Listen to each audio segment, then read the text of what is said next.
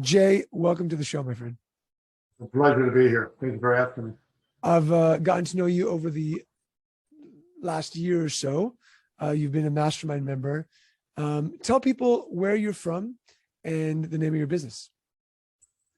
Well, I'm originally from Virginia Beach, Virginia. I grew up there, and I have been, I got into business in 2010, I'm sorry, 2009, after being in the corporate world for many years. I got into this by pure luck with my brother, and in 2012, I bought the business from him. Nice. So give me some background about the corporate. What did you do in corporate? Well, I don't have the degree in what I'm about to say, but my background is mechanical engineering. And I worked for several, I worked for a major manufacturer of heating and air conditioning equipment called Lennox Industries. Oh, okay. And I was, my last position with them was commercial sales manager for an area. And then from there, I went into a company called Ferguson Enterprises, which is a national plumbing supply house throughout the United States. And they were just expanding their HVAC side, and I was their national product manager. And then I left them to go into business with another gentleman doing a distributorship, and that didn't work out. So I then went for a company out of Switzerland, and they called Lindab, and they sold commercial grade ductwork for major big buildings. Gosh, I can only tell you, if you think of the McCormick Center in Chicago, we did all of it. We did that project. And then in 2009, I was my position was terminated. Meanwhile, I had achieved my MBA and my BA and my MBA, and had all the educational stuff I ever thought. And then I made a pact with my God that I would never work for another individual for the rest of my life. Amazing. And then I worked with my brother for about 3 years. And I made him an offer one day. I said, I've had enough. I want to just do my own thing, either sell me this thing, or I'm young enough that I can start over. I'll do something else. And fortunately for me, he sold it to me. And I have now, this is where I am. I run we have a gun store, pawn shop, and a shooting range. So within this, very close. So no pawn experience beforehand. What made you guys say, hey, pawn shop, that's the business we're going to go into? Well, you got to understand that part of my background is I grew up in the HVAC business, and my brothers and I had a business together. I have 3 brothers and a sister. And my 3 brothers and I ran an HVAC company out of the Virginia Beach, Virginia area. So I have an entrepreneurial spirit.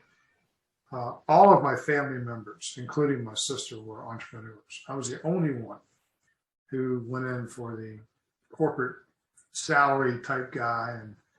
And, but then I always wanted something to do on my own. I always wanted something.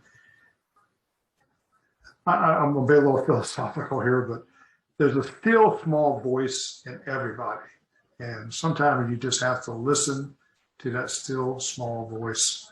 And it just got louder and louder and louder. And so the opportunity presented itself for me to buy this company, and I did. Amazing. So 2012 comes around, you guys open up a pawn shop, or 2009, you bought it off your brother 2012. Right. You have a gun shop, you had a range. Pawn shop, the whole 9 yards. And kind of tell us where you're at the moment. What happened during the pandemic? What happened to your business in the last couple of years?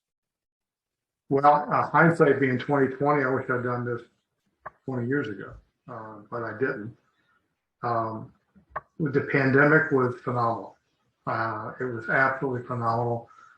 Not only from there's 2 parts of our business, the pawn side, the gun side, the shooting range side.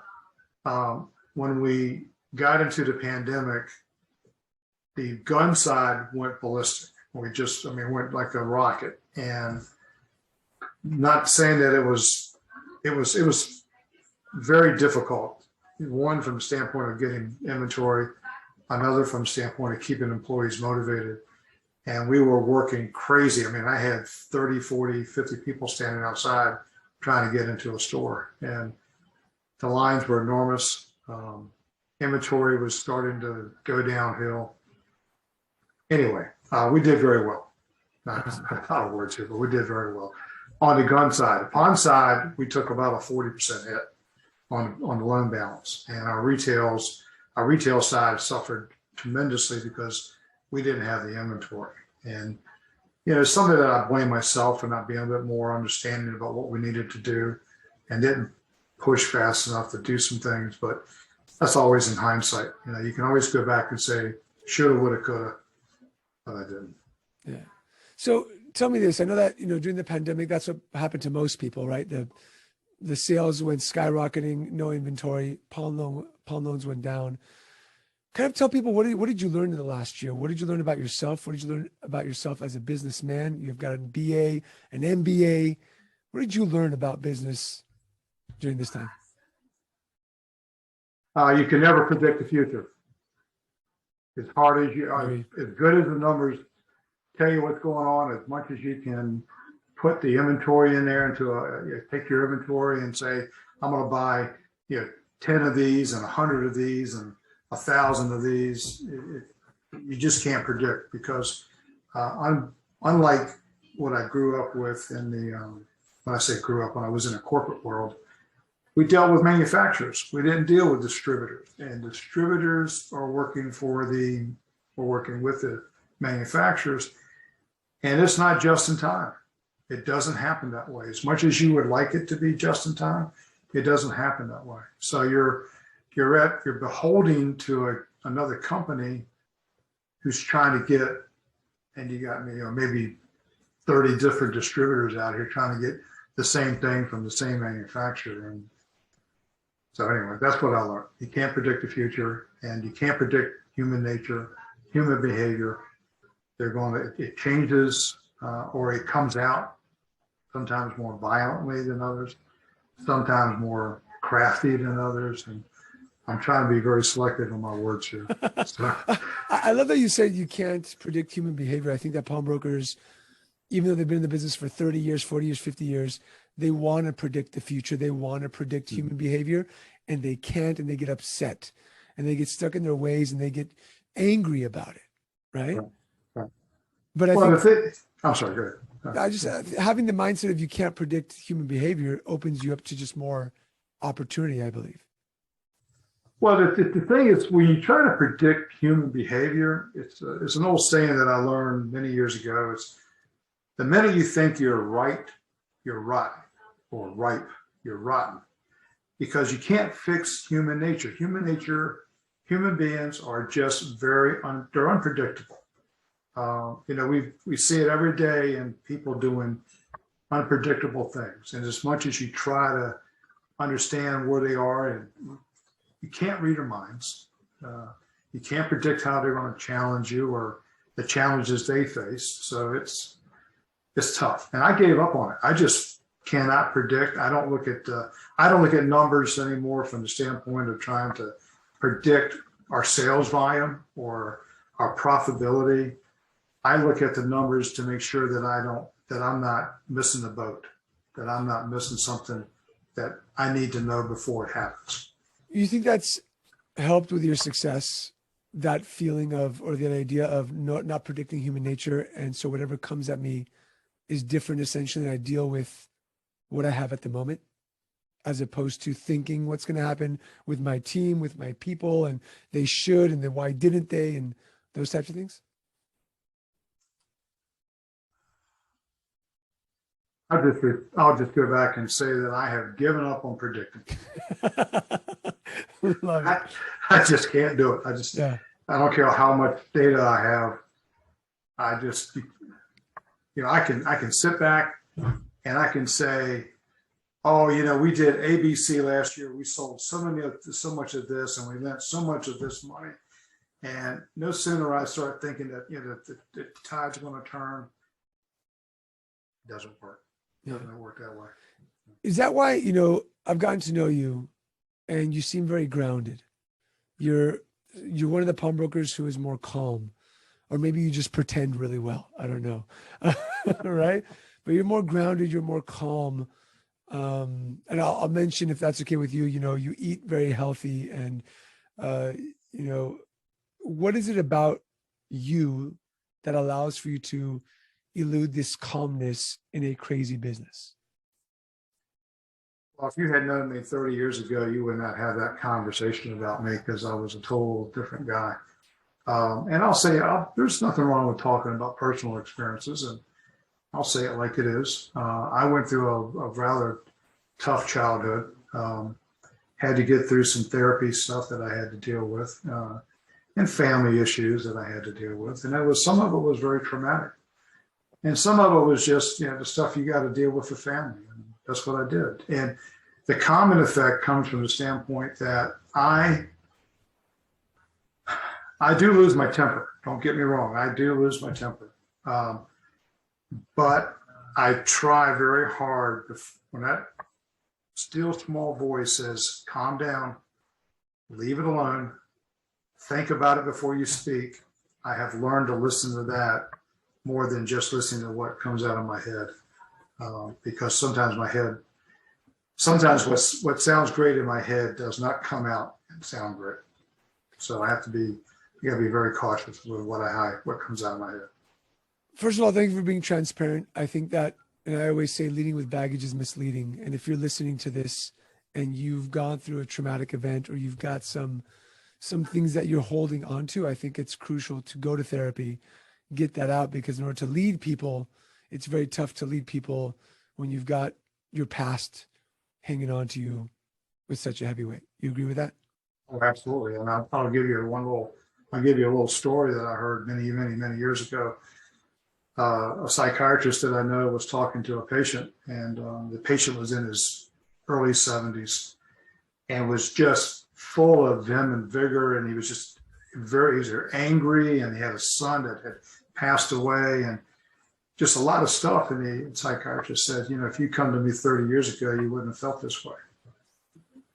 So yeah, if you've got an issue, don't hide it. Don't worry about it. Just go sit down, talk to somebody, and believe me, the sky will open up. You'll get a blue sky, and yeah, there's still some rainfall, but boy, it's nothing like the thunderstorms that I went through.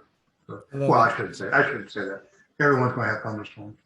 But what you felt was a thunderstorm at that time, and that's perfect. Oh yeah. And hindsight, going back and looking at it, it was just a bunch of hot air. Yeah, I think that's what happens. I'll never forget. I went to a course called the Landmark Forum, and I sat inside the room.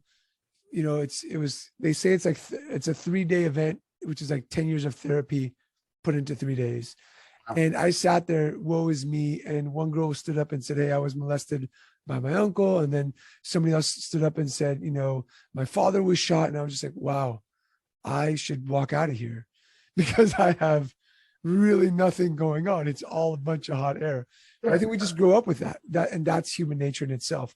We see our problems as the biggest problems in the world sometimes. There's a lot of trauma out there, and people go through a lot of aggravation. And I mean, we're seeing it now. Just a recent events in one of the states that we have, one of the places in the United States, and it's traumatic. It takes a toll. Yeah. Jay, let's talk about, I want to go into future pacing here. I want to talk about your healthy way of eating at some point. Okay. But before we get into that, I want to talk about the lessons learned, right? You've owned the pawn shop for, I think it's 2009. I'm trying to do math in my head. It's like 12 years now, right? What are the biggest lessons that you've learned that if somebody who's just starting out, somebody who's owned a pawn shop for a little bit of time, that you can give to them in the last 12 years of doing business? Well, I'm going to put it very simple. Don't be afraid to make a decision. It could be the best decision you ever make. It could be the worst decision you ever make. And I've had both. The key is to make better decisions than the worst decisions. And the more practice you get, the more you put forth, the more experience you gain. Those bad decisions become fewer and fewer. Not to say they're not there, because they are, but they become fewer and fewer. And again, they're not going to go away. They're going to still come back to bite you. You're still going to have issues. But if you continue to make the right decisions, then you'll do better. And one more key point. It's not you that's making the right or wrong decisions. It's the people you train who are making the right or wrong decisions. And you got to train them to make more, better decisions than bad decisions. Love that. So let's go on to the opposite of that. What are some of the best decisions that you've made in the last 12 years of business? Well, first of all, getting into this and, my brother saying, hey, try it out if you like it. I hope you get your store. And I worked really hard. I worked 7 days a week for a number of years and put a lot of time and effort into it, learned the craft, learned the trade. Some of the better decisions is the people I've hired. I've hired some really, really talented people. Unfortunately, like any business, we have turnover. And some of those people are no longer with me. But I can tell you that the ones that are with me today are the ones that take ownership, they're reliable, they feel this is their home, and I treat them as if this is their home. And to me, that's what's one of the biggest learning curves I've had to learn. When you're in the corporate world, people come and go quite a bit, and you're not the one making the decision about whether or not they come and go. Usually it's somebody else. But in this business, I do everything I can to keep somebody, especially if they bring value to the table. Yeah, I feel like working for you would be kind of that family feeling that you take care of the people. You must crack a hard whip once in a while, right? But you treat people like family, and that's what I think keeps people in the pawn shops. Well, there's two things I don't. There's two things I do. One, I do treat everyone like a family member from the standpoint that if you have an issue, I'm here to help as best I can, as long as it's not in a conflict in our business. As long as it's legal, ethical, and moral, I'll do whatever I can to help you. What I don't do is socialize with my employees. And I do that for a reason. And that is one day I may have to have a conversation that neither one of us are going to like. And I don't want that to become a friendship. And this is probably something I could share with anyone who's starting, even regardless of what business it is. Don't hire your friends. Stay away from them. They're friends. Yeah, I think that you make a great point because a lot of pawn shops have this, they call themselves like this family feeling. And then they get into friendships and they get into like a family relationship. And so when somebody makes a mistake where they need to be let go, where they become the pawn pirate, pawnbrokers hold on to them way too long. Yeah. And so kudos to you for kind of drawing that boundary of being a great boss and leader and treating them as if when something happens, you're there for them, but also drawing the boundary of saying, we're not friends. This is work. Well, there's a caveat to this, is that I do have a daughter who works with me. She's been with me since 2013. And I have a niece who works with me, and she's been with me for about, she's going on almost 3 years. Those two, and I'll put it out there, those two will eventually be running this business. And they'll be taken over when I decide to get older and grayer. And I'm sure they will have been trained very, very well, and you can go retire into the sunset and enjoy all that hard work that you've done. Well, I'll make another statement is, you can handle retirement in a couple ways. One, I will never retire. Yeah. I will not die in this building, but I will be involved in this business. My daughter and my niece are going to run the day-to-day operations somewhere in the near future. Don't really know when that's going to happen. But as I get older and I want to spend more time with my wife and my grandkids, I'm going to start scaling back and let them take over more of the day-to-day stuff. Love that you've drawn out the vision for that and that they know it. I think that's extremely important. They do. You've made it public here on the podcast now, so yeah, I'm sure they know exactly what's going on, and I'm very transparent. I'm very open, but to a point. But at the same token, I've got two very smart individuals who have put a lot of time and effort in this business. And my niece grew up in the business, so she's got she's second generation. Kelsey, my daughter, she's kind of grown into the business, but she's very smart, very talented young lady. She's the one that could talk the dog off the meat truck and the Eskimo to sell them ice cream. To buy some ice. Yep, love it. So, Jay, let's get into something that I think is as important as a business. When I first met you, you told me how you eat, and I was kind of shocked. Only because it's very rare to find a pawnbroker who takes care of their health, who eats so consistently and disciplined as you do. So if you don't mind sharing why I'm bringing this up, what is it that you do? Why is it that you keep yourself, eating this way and healthy? well, I'm not a perfect angel, but what my wife and I have done over the last few years is that we've gone plant-based. And that doesn't mean that I don't eat a steak occasionally, or that doesn't mean I don't have a hot dog occasionally, but it is not the main course of my meal. So, for example, today I had lunch, and what I had was pasta without meat. I don't eat any meat. I don't eat any. I try to eat strictly plant-based. And over the weekend, I was in Carolina, strictly ate plant-based. I didn't have any meat, didn't have hot dogs or steaks, didn't make barbecue, didn't make any hamburgers. And what this does for me is, one, not to get into too many details, but for health reasons, I need to be more understanding about what I eat. Two, it makes me feel better. And three, I hope to be here for a long, long time. Now, am I perfect? No. I do like a good glass of wine. I do like a good bourbon. And those have been cut back significantly in my life. So I have backed off of the alcohol more than I thought I ever would, but I have. And the only other vice I have is I like a nice cigar. There you go. Nothing wrong with that. Other than that, my life is, my eating habits and my background is with that is, and I give a lot of this credit to my wife, because she really has. She's in the medical field, and she's pressed really hard for us to eat this way because of what she sees on a day-to-day basis. People with diabetes, people with all kinds of liver issues, people with stomach issues, people being overweight. Yeah. There's a lot of issues that we just in America we just don't. We think that hamburger is the best thing since sliced bread, when actually it's not. It's not. Yeah. It reminds me of a scene in the movie My Big Fat Greek Wedding. Yeah. When the new boyfriend comes over and says, "I don't eat meat," and she says, "What do you mean you don't eat meat?" "Okay, I give you lamb." But I love the fact that you're healthy. I love the fact that your wife has. I'm sorry.